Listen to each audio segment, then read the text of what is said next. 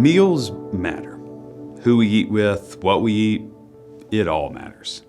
New Testament theologian Robert Tannehill says that meals have a way of being a microcosmic moment that enrapture the macrocosm of life. I really like this quote. I officiated a wedding once, and the bride had not seen her mom in years. The mom was an addict, estranged from the family, but the bride couldn't imagine her wedding without at least inviting her mom. So she did, but she never heard back. They kept a seat open at the reception just in case, which was formal, and it had limited seating. And to the bride's surprise, her mama showed up. There was a seat for her, but the mom didn't take it. All of us in the room that was privy to this moment, we watched the bride walk her mom to her seat, holding 2 pieces of cake, and they sat down and ate together. This moment mattered. Meals are so simple. You sit, you eat, you talk, you do it every day. Yet they are full of so much more. Why? Because meals are a microcosmic moment, a burst, a fractal of time, a holy enrapturing of the macrocosm that we know as life. Some of the best conversations you'll ever have come around the table. I knew I was in love with Noelle on our second date. The conversations we had, the topics that we discussed, she captured my heart in a Starbucks in Tucker, Georgia, sitting at a little table. You have stories like these too.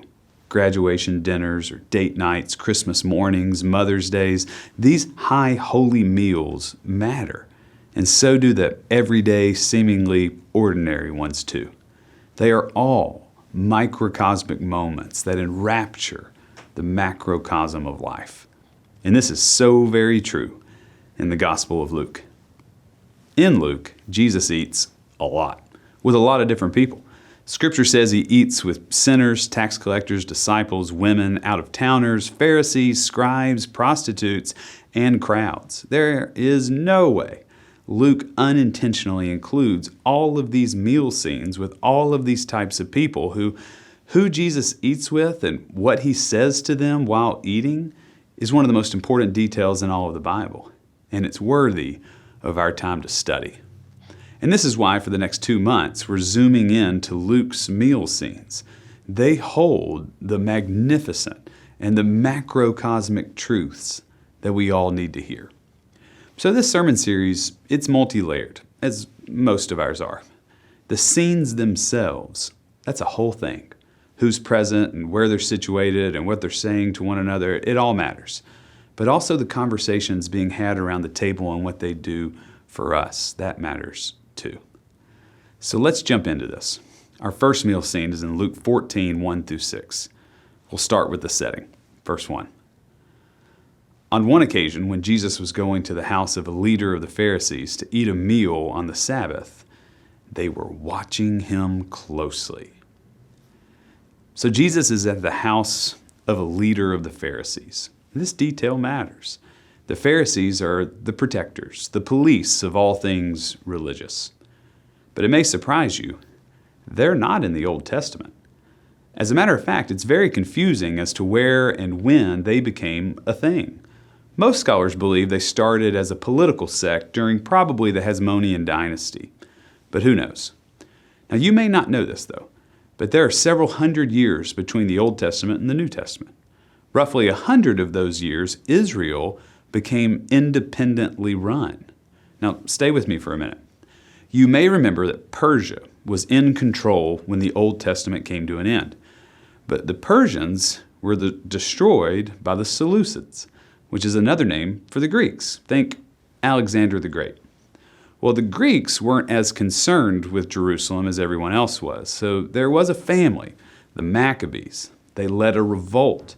They won a semi-independence, which lasted roughly 100 years until the Romans appeared and the New Testament began.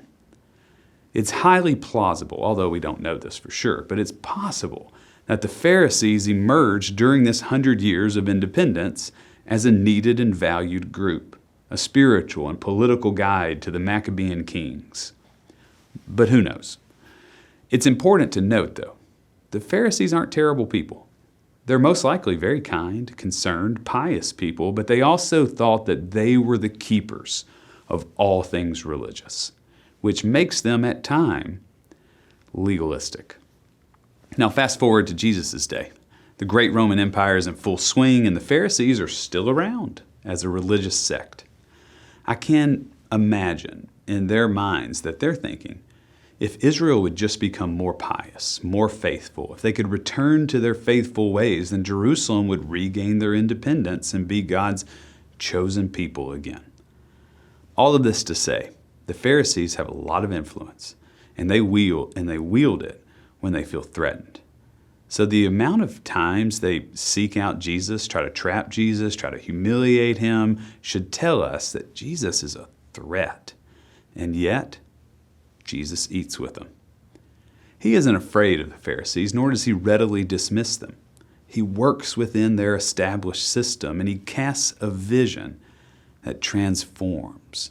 Let's look at verse 1 again. On one occasion, when Jesus was going to the house of a leader of the Pharisees to eat a meal on the Sabbath, they were watching him closely. How about that last line? They were watching him closely.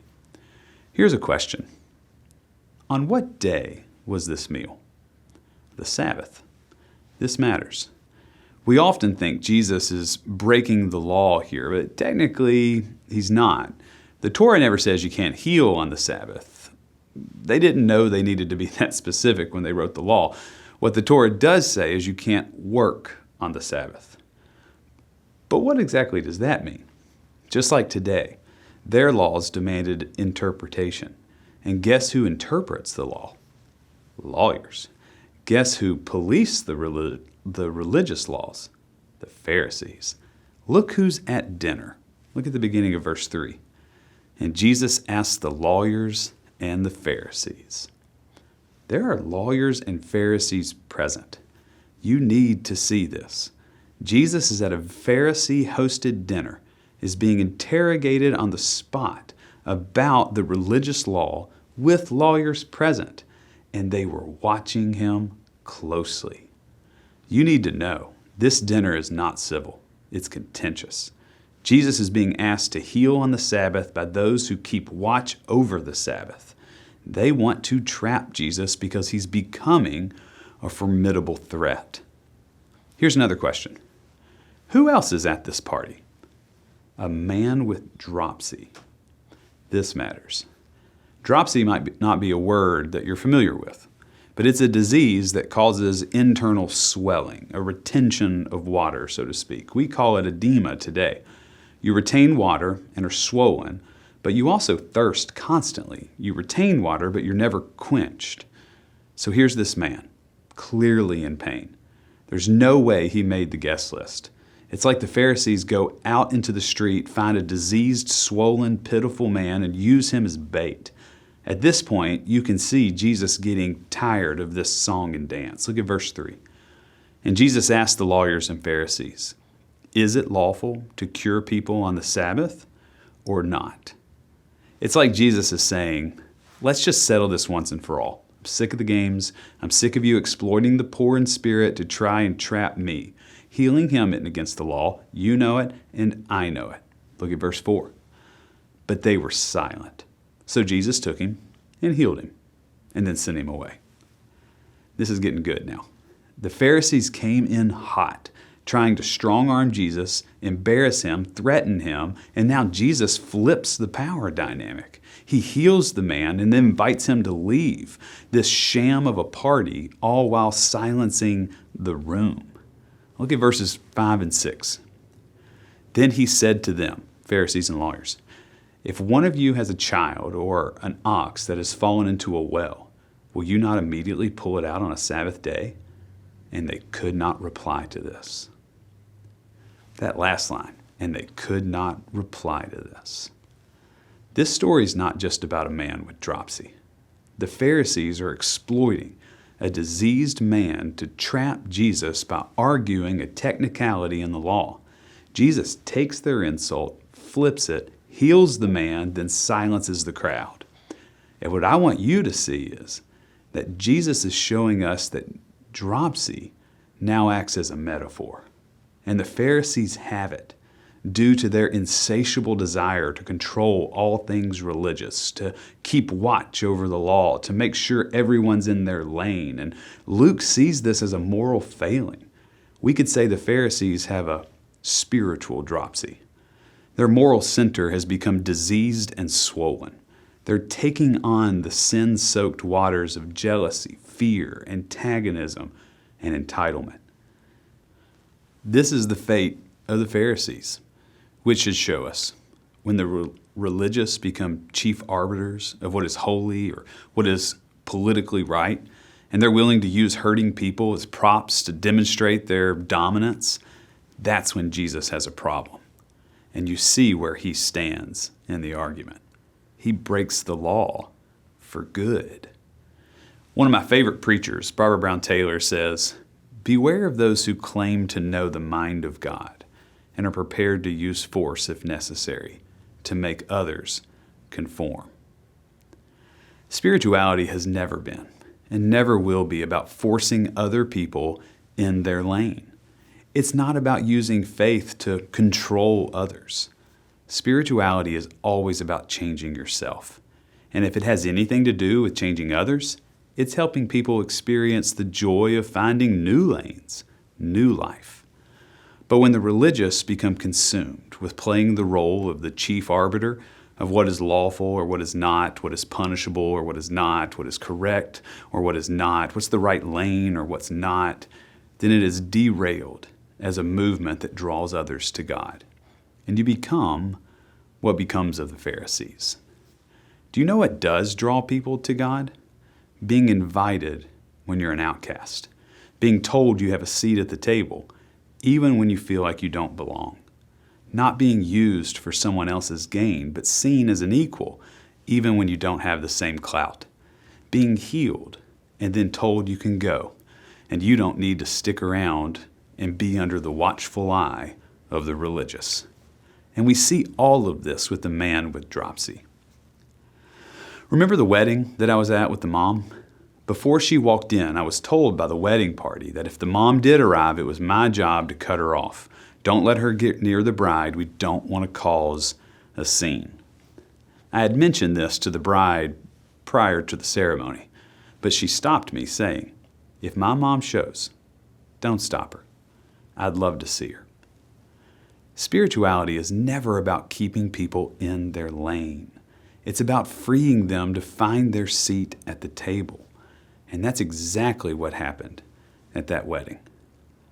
In the Gospel of Luke, Jesus cures this man with dropsy and then turns to the Pharisees and the lawyers and says, "If this breaks your laws, you be the judge.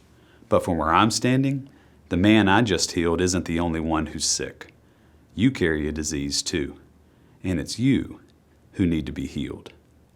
And here it is, the microcosmic moment that enraptures the macrocosm of life. The table topic we should all wrestle with at lunch today: how much of the Pharisees do we see in ourselves? Or are we like the man with dropsy? If we were in this story, where would we be standing? Only those freed from their spiritual dropsy can truly see what's unfolding here.